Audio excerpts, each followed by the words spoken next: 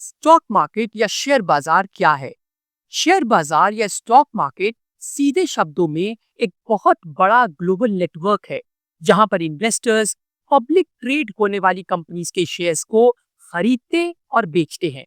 इसे आप एक बहुत बड़े बाजार की तरह समझिए, लेकिन यहाँ सब्जी या कपड़ों की जगह Apple, Tesla, Reliance, Coca Cola जैसी कंपनीज की ओनरशिप के छोटे टुकड़े बेचे जाते हैं। इन्हीं टुकड़ों को स्टॉक्स या शेयर्स कहते हैं। स्टॉक मार्केट एक डायनेमिक फाइनेंशियल इकोसिस्टम है जहां इन्वेस्टर्स पब्लिकली ट्रेड होने वाली कंपनीज में ओनरशिप, जिसे हिस्सेदारी कहते हैं, खरीदते हैं और बेचते हैं। इसके दो मेन मकसद या रीजंस हैं।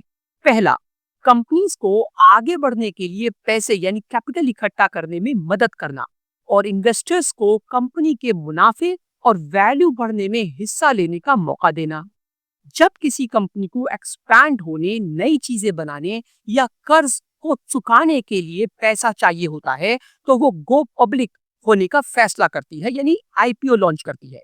इसी प्रोसेस को इनिशियल पब्लिक ऑफरिंग या आईपीओ कहते हैं। इसमें वो कंपनी पहली बार पब्लिक को अपने शेयर्स बेचती है। एक बार जब ये शेयर्स अवेलेबल हो जाते हैं, तो इन्वेस्टर्स उन्हें आपस में स्टॉक एक्सचेंज पर खरीदते और बेचते हैं, यानी ट्रेड कर सकते हैं। इसके बाद होने वाले ट्रेड से कंपनी को पैसा नहीं मिलता, क्योंकि ये ट्रांजैक्शन खरीदने वाले और बेचने वाले यानी बायर और सेलर के बीच होता है।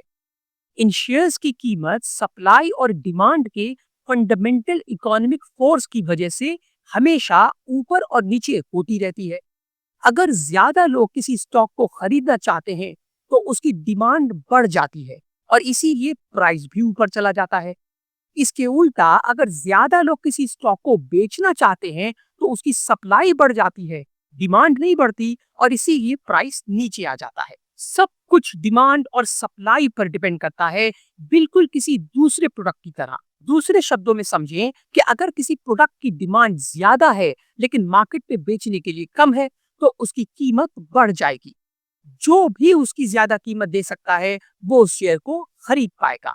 ये खरीदने और बेचने का दौर बहुत से फैक्टर्स पर, यानी ये टोटल टाइम बहुत से फैक्टर्स पर डिपेंड करता है, जैसे कि कंपनी का फाइनेंशियल परफॉर्मेंस, पूरी इकोनॉमी की हालत, इंडस्ट्री ट्रेंड्स और ग्लोबल इवेंट्स।